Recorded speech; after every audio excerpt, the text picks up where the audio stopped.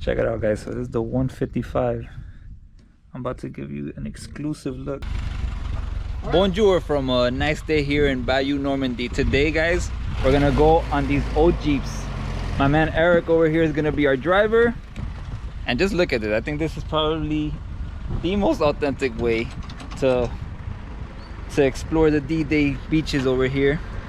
This is what it's like to be on a really old Jeep. Okay, so it's gonna make some noise, so here we go. Alright, so the push button to start, like modern cars.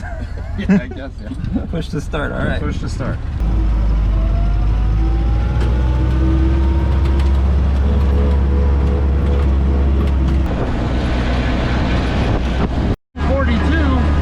We're starting to build the Atlantic Wall. They know this terrain. Yeah, so to them it became like home basically. It's home. You're on the home front. It's easy to defend. We just got here. As far as the Allies are concerned, you're dropping in, and you are the offended. You know, you're on the offense. Right. They're on the defense. You see, guys, these big trees over here, they're called hedgerows. In French, they're called bocage, and there's a lot less of them now. 75 years ago there were many more, and basically farmers used them to protect their crops and divide their fields. However, during the war it was a nightmare for the Allied soldiers, as I mean, just think about it. You could be ambushed from any corner. Yeah, I'm the only Canadian in the town. The only Canadian in the town. His family is French, and well, he speaks perfect English and perfect French and perfect Canadian French as well. Yes, I do. Wow. Hold on, let's try this out. Speak some Canadian French. Ben, nous voici à Longues-sur-Mer, là. C'est pas pire, là. C'est un beau petit village qui capote pas souvent. Alright. C'est ça. I definitely noticed something different there. It didn't sound like any French that I've been hearing the last couple of months here in Normandy. Guys, we're now in the city of Longues-sur-Mer, and we're gonna go check out the big battery here. We're now coming up on the big house where the Germans here that operated the battery in Longues-sur-Mer stayed, right here. This giant home right here. You can go back to a little bit about 75 years ago. That was a Nazi occupied home here in Longues-sur-Mer. And they would basically just walk to work. Yeah, pretty much. Nice little morning walk. But imagine on D-Day, when they got to their battery and they saw the sea of metal coming at them. That must have been some morning for them. I'm sure there's a lot of wet pants. This is where we're currently at. These are 1, 2, 3, 4 batteries. We're on this one. Now check this out. These photos were taken by reconnaissance planes. Yeah, recon. Yeah. And check out this part right here, this V. Here you see it after the bombings, completely annihilated. However, the batteries still remain unaffected. Now the thing is that it was really hard to aim back in the day. It's not the same planes that we have nowadays that lock on target, computer targeting, boom. Oh, these guys were flying over here trying not to get hit themselves, while at the same time dropping their bombs and getting back to England. Now we're looking here at the most popular battery that you're gonna see here we're in the city of Longues-sur-Mer, about 10-minute ride from Bayeux, and it is just perfectly conserved. Now we're gonna check out some more bunkers. However, those bunkers, we're not gonna have the same the actual battery might not be in it, because well, the farmers or whoever owned the land will sell it. Sold the metal, yeah. Hey, gotta get that cash, you know. After the war, economy was not so good, so you gotta make what you can. What do we have here? That's the gun we're looking at right now. That's what we're looking at. How many days after That's the very next day. The very next day. This is what it looked like. And we're gonna check out this part in particular here. Yeah, the hole right there. See that impact? Let's go look at that right now. A shell went right through there. Just gotta be careful. There's water on this side. We might have to go on the other side. We'll see. But basically, the shell comes in from the sea, bang, gets through this aperture here, as we can see it all. I call that banana split it out. And we can see the impact came through the front, ricocheted here. We can see how it hit the side. See how it cracked even that metal right here? Yeah. You see that? And then finish his course here. And what shot it? Was a destroyer's shell? It says a destroyer. Now, we're not sure if it's the Georges Leg or the HMS Ajax, or Ajax, that would have caused this one. That's the thing. There's a controversy. We're not sure which, you know, everybody claims it. Right. That's the problem, is that everybody's going to claim we destroyed it, we did it. At the end of the day, we won. Yeah, exactly. To give you a perspective on where we're at right now, we're right in the middle of Omaha and Gold Beach. Omaha was where the Americans came in. Gold Beach, the British came in. So basically, we don't know whose shell it was that did the damage there. At the end of the day, like you said, the Allies got it. Yeah, we're right here. Right there. That's us, that little gun. There's Omaha. And then if you go all the way on the other side, Gold. That's gold. Wow. We're right in the middle, and Bayeux's right underneath us. Bayeux and this. See, this battery was extremely important for the Germans, as it has a range of about 20 miles? 14 miles. 14 miles. 21 kilometers, right? Right. All right. So basically, this gun can hit on Omaha Beach as well as Gold Beach. Check it out, guys. So this is the 155. I'm about to give you an exclusive look inside of it.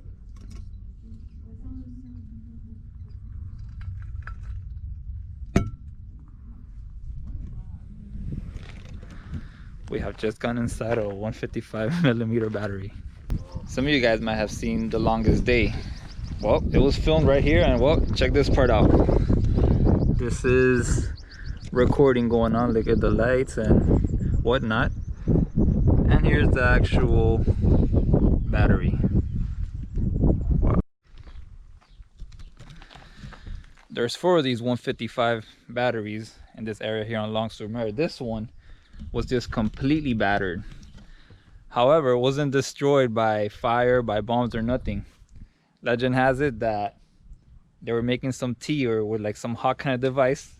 It fell on there, and well, they will store ammunition in there, grenades and shells and all kinds of things, and then when one of them blew up, everything just completely blew up with it. And we could even see the front of the battery right here when it came off. Have a look at that. It's just kind of you can't even move it. It's just integrated there into the ground. We got another little piece over here. I'm curious why it's stuck in the ground the way it is. Well, let me, again, I'll take out a picture from back in the day, because I do have one. This is an awesome photo album, by the way. This is what it looked like right after D-Day. Right on D-Day, on June 6th, Yeah, this June place. 6th, 7th, let's say, when this picture was taken. You can see the barrels lying on the ground here. Yeah. So that's the one over there. Correct. This piece, I don't know how it got here. Maybe the explosion later on, who knows? And then over time, with the winds of Normandy, just boom, it's part of the ground, and it's like, I don't want to get out of here. I'm just gonna stay here. This right here is the observation post, the same one in The Longest Day. Now, basically, these batteries that we saw in all the batteries required an observation post. Right here, the man would have a full view of the ocean. They'll get the coordinates, they'll radio them into the folks at the battery, they'll aim the gun at the coordinates given, and that's how they'll shoot. Now, what happened on D-Day was that this was completely not operating. So the men at the batteries that we just saw were shooting blindly, which is part of the reason why they didn't hit a single ship, which is really good for us, the Allies. Anyway, let's go in here and have a look. If you're tall, you're gonna have to duck like this until you come in here. Wow. So you can just imagine, over 75 years ago, you're just a German here. You look straight ahead and you see a sea of metal, thousands of ships coming in. The biggest amphibious attack that the world has ever seen. Check it out. Let's go inside here. Wow.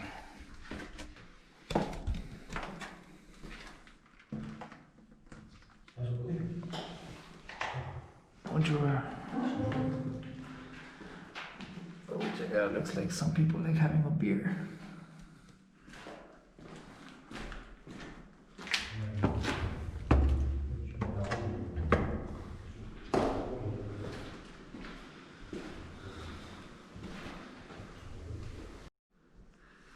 Here's the spot from the longest day, and here it is now. Now the steps are just covered for the protection of people. 1961 with the actors. So for the movie, they put like something to cover it to give it that camouflage. They cover? actually painted it with a paint that could be peeled off after. Yeah. Oh, exactly. okay, yeah, it makes sense because it looks exactly like I think it would look like a couple years ago. Not a couple, but 75. Now the interesting part is you see these divots in the cement. Now those are not impacts caused by the guns, okay? Those are done on purpose. It's a way to break the cement pattern so it's less visible from the ocean. And number two, if you were to put earth on this, the earth could stick in those divots and basically, I was gonna say trees, but grass and stuff can grow. Yeah, and here in Normandy, everything grows, so... Basically. Now, interestingly enough, in the movie The Longest Day, the set department decided to plug the holes. Oh yeah, you can see right there. You can see the... Yeah. All right, let me just show you these holes that we're talking about here. We're talking about these guys. Yeah, they're not impacts caused by bombs. They're too regular. They're too clean. And they don't go that deep. No, that is done by design, by the German architects who put these together back in the day. Upon the successful takeover of the D-Day beaches, immediately harbors were set up on each and every single beach to be able to bring in equipment, fuel, food, more soldiers. And well, we're gonna go check that out right now in Arromanches, which was you can say like the biggest of the ports. And well, basically these batteries here at Longues-sur-Mer also serve importance after June 6th on D-Day, because they set up anti-aircraft defenses on them. Because after building these ports, immediately that's probably going to be where the Germans wanted to attack. They're going to send the whole Luftwaffe there to blow it up to prevent the Allies from bringing in more reinforcements. So you need to protect those ports at all costs. And well, these batteries serve that purpose. They're really good for putting anti-aircraft there. We're switching Jeeps now, guys. I'm on the convertible now with Vincent, a local of Bayeux. This one looks a bit more newer. I think you guys have a newer paint job on it. Last week. Last week? Okay. Ready for the season. Yeah, it smells like fresh paint. All right, guys, we're gonna go check out Arromanches now.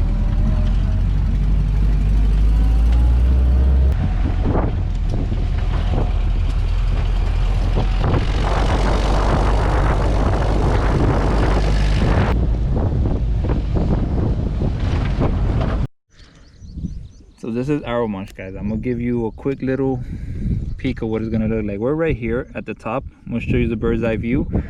And this right here is the artificial harbor that was built here. These are the breakwaters used to calm down the ocean, so the ships will come in through here. Here will be the floating docks, and this is what it looked like. Just 1 to 2 days after the invasion, everything was up and running. Here's the breakwaters. Here's the roadways. Let's see some more pictures of that stuff here. This is what the breakwater actually looked like. It was completely empty inside. It was very hollow. Just fill it up with water and it'll sink down. That'll calm down the waves. Then you get the little floating docks. You put the roads. You drive your tanks into France and supply more men and fuel and artillery to ultimately eventually win the war just a year later. Check it out here, guys. We have some of the breakwaters. Now over the years they move a little bit with the currents and whatnot, but this is what we have left of it now. You can see some more there on the edge. There is a little town of Arromanches, but yeah, this is what's left of the artificial harbor. Let's get you guys a little bit closer.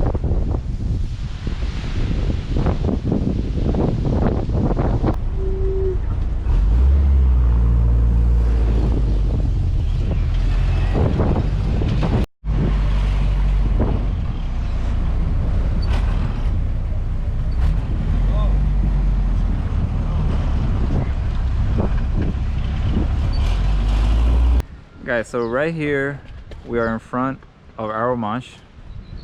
The harbors, the pieces that are left are back there.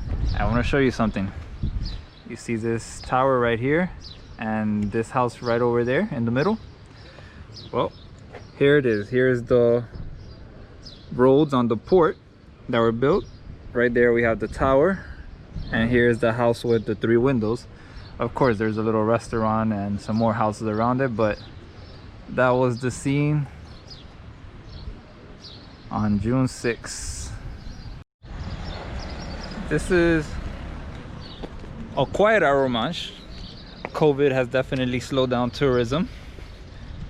But let me show you guys this right here. Here we have an 88mm. This is an anti-air weapon. However, when you go to more inland in Normandy, the Germans were using it not for anti-air, but they were using it to take out tanks. This right here was a tank's worst nightmare in the Bocage country.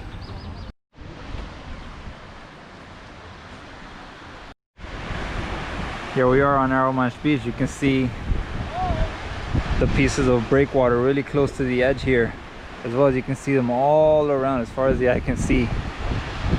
Just try to envision this place after June 6, 1944. Hundreds, if not thousands of ships docking over here, bringing in the floating docks all the way from England to create this artificial harbor, to be able to bring in all the goods. They had to break up the wall here. Of course they rebuilt it over time to make it look nice, but they had to break that off to be able to bring in all the stuff. And well, right there's our little tower that I showed you. Here we have the roads that they use, that they'll place on the floating docks to be able to bring in tanks and equipment. Oh. Here it is. Check this stuff out. 80 feet long and it weighs 28 tons.